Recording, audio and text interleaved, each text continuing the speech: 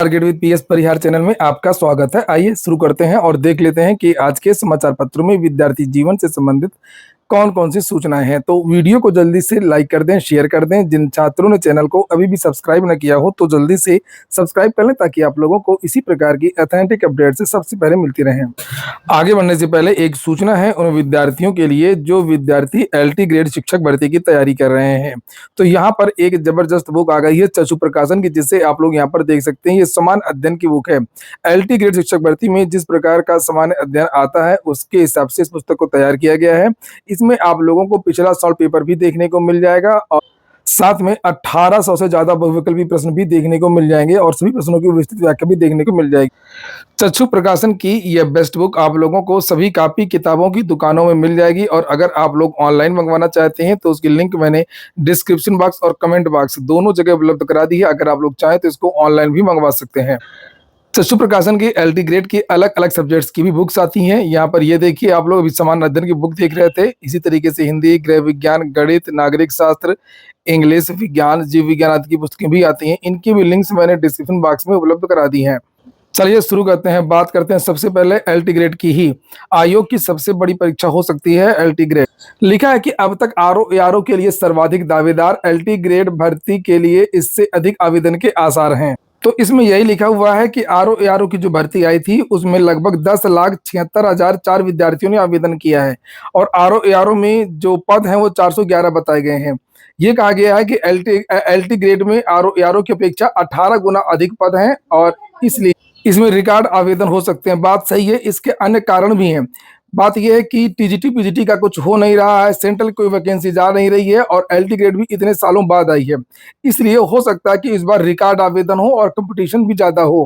लेकिन सबसे बड़ी बात यह है कि बहुत सारे विद्यार्थी ओवर एज हो गए हैं और रोज समाचार पत्रों के माध्यम से जानकारी दी जा रही है। आज भी देख सकते हैं आप लोग, कल भी समाचार पत्रों के माध्यम से जानकारी दी गई थी। लिखा है 6 साल बाद एलटी जीआईसी भर्ती, बड़ी संख्या में प्रतियोगी होंगे बाहर। 4 वर्ष बाद संभावित प्रवक्ता भर्ती में बड़ी संख्या में भर्ती ओवर एज होने से होंगे अनर्ह। प्रवक्ता भर्ती में अचानक बीएड अनिवार्य होने से भी स्नातक वालों से छिनेगा अवसर। राजकीय माध्यमिक विद्यालयों के लिए 2018 के बाद से सहायक अध्यापक तथा 2020 के बाद से अब आ रही प्रवक्ता भर्ती में बड़ी संख्या में भर्ती ओवर एज हो जाने के कारण आवेदन नहीं कर पाएंगे। वर्ष 2025 की एलटी ग्रेड भर्ती के लिए आयु सीमा न्यूनतम 21 और अधिकतम 40 वर्ष निर्धारित होने से वे अभ्यर्थी आवेदन नहीं कर पाएंगे जो 2019 से 2024 के बीच भर्ती नहीं आने की अवधि में 40 वर्ष से अधिक के हो गए हैं। ऐसे में प्रतियोगियों ने मुख्यमंत्री से मांग की है कि इस भर्ती में 5 वर्ष की आयु की छूट प्रदान की जाए। उत्तर प्रदेश लोक सेवा आयोग जीआईसी एलटी के 7,466 पदों पर भर्ती के लिए 28 जुलाई को विज्ञापन जारी करने जा रहा है। इसके अलावा प्रवक्ता भर्ती के लिए भी 1500 से अधिक पदों का अधियाचन लगभग फाइनल है। प्रवक्ता भर्ती में अब बीएड अनिवार्य किए जाने से बिना बीएड वाले स्नातक प्रतियोगी आवेदन प्रक्रिया से बाहर हो जाएंगे और अब जब भर्ती आने जा रही है तो परीक्षा की तैयारी करने के बावजूद बड़ी संख्या में अभ्यर्थी निर्धारित आयु सीमा से अधिक हो गए हैं। प्रतियोगी छात्र मोर्चा के शीतला प्रसाद ओझा ने बताया, प्रतियोगी छात्र प्रतिनिधि मंडल ने गलत लिखा हुआ है। प्रतियोगी छात्र प्रतिनिधि मंडल के शीतला प्रसाद ओझा ने बताया कि विभागीय अधिकारियों की ढिलाई के चलते समकक्ष अर्हता स्पष्ट करने तथा परीक्षा पैटर्न नियमावली संशोधन में इतना अधिक समय लग गया कि लाखों अभ्यर्थियों के ओवर एज हो जाने से उनके हाथ से अवसर ही निकल गया।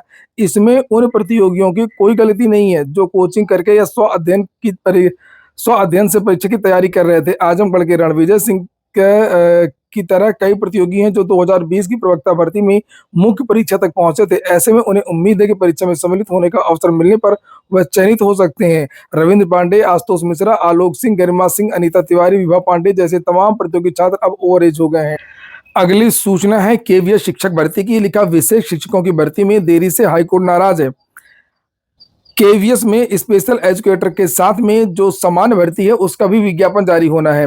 तो एक याचिका दाखिल की गई थी लगभग 7 महीने पहले। इसके पहले भी हाईकोर्ट ने भर्ती कराने को लेकर के सीबीएसई को कहा, केंद्रीय विद्यालय संगठन को कहा था, लेकिन उसने भर्ती नहीं करवाया। उसके बाद में फिर से कंटेम्प्ट का मामला हाईकोर्ट पहुंचा था और उसमें यह आदेश दिया गया था कि 4 हफ्ते के अंदर विज्ञापन जारी किया जाए और केवीएस ने यह कहा भी था कि हम 4 हफ्ते में इसका विज्ञापन जारी कर देंगे, लेकिन अभी भी विज्ञापन जारी नहीं हुआ। तो फिर से नई याचिका दाखिल की गई है जिसके बारे में अपडेट दी गई है। आपको पता होगा काफी दिनों से केवीएस की और एनवीएस की जो है भर्ती नहीं आई है।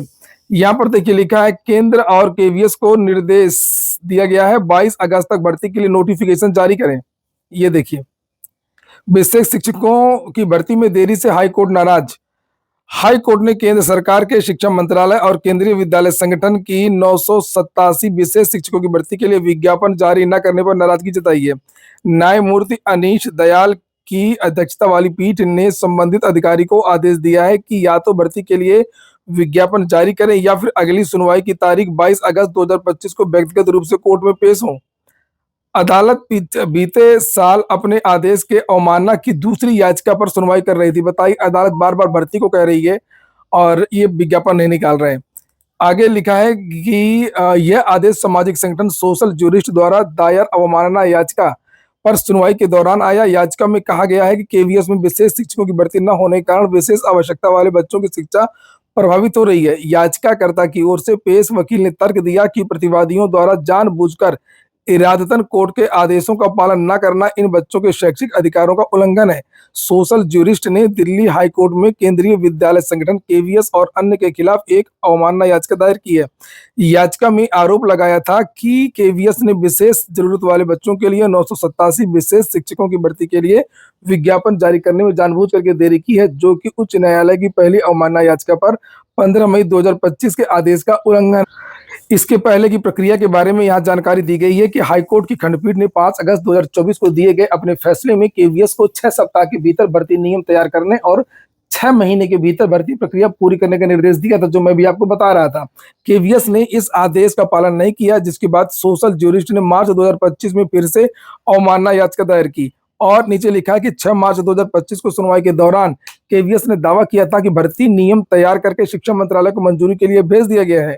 उसके बाद 15 मई 2025 को कोर्ट ने केवीएस को 4 सप्ताह के भीतर भर्ती के लिए विज्ञापन जारी करने का निर्देश दिया। उसके बाद याचिकाकर्ता ने 1 जुलाई 2025 को एक कानूनी नोटिस भी जारी किया था, लेकिन इसका कोई भी जवाब नहीं मिला। इसके बाद दोबारा अवमानना याचिका दाखिल की गई थी। तो अब 22 अगस्त को अगर ये उसके पहले विज्ञापन जारी नहीं होती है तो इन अधिकारियों को कोर्ट में उपस्थित होना होगा। प्रयागराज धीरे धीरे भीषण बाढ़ की चपेट में आ रहा, उसको लेकर के भी सूचनाएं दी गई हैं। बाढ़ से गिरे 11 मोहल्ले और 35 गांव, बढ़ा खतरा। गंगा और यमुना अब उफान पर, शहर के तटीय क्षेत्रों में घुसा पानी। प्रशासन ने जारी की एडवाइजरी। ये कुछ तस्वीरें देख रहे हैं, कुछ लोग तो बना भी लेते हैं गंगा जी के किनारे, वहां पर बनाना भी नहीं चाहिए मकान। ये देखिए बिल्कुल यहाँ पर ये साइड में है और हर बार बाढ़ आती है और ये लोग बढ़ाते चले जा रहे हैं। विलय के खिलाफ अब बच्चे पहुंचे सुप्रीम कोर्ट।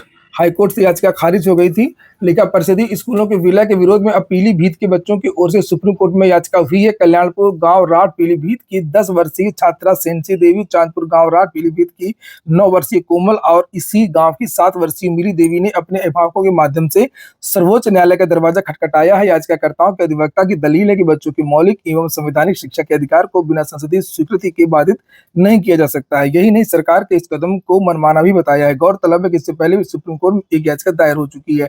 आप लोगों ने वीडियो को तो लाइक नहीं किया होगा, लाइक ही नहीं करते हैं बिना कहे, तो वीडियो को आप लोग जरूर लाइक कर दिया करें। बात करते हैं टीजीटी पीजीटी को लेकर के। बताइए 21 तारीख की डेट बताई गई थी एग्जाम को लेकर के टीजीटी की। आज है 19 तारीख और अभी तक इन्होंने एडमिट कार्ड जारी नहीं किया है, नोटिस भी डिलीट कर दिया है। मतलब बिल्कुल पागलपन है आयोग का और मनमानी पूर्ण रवैया है।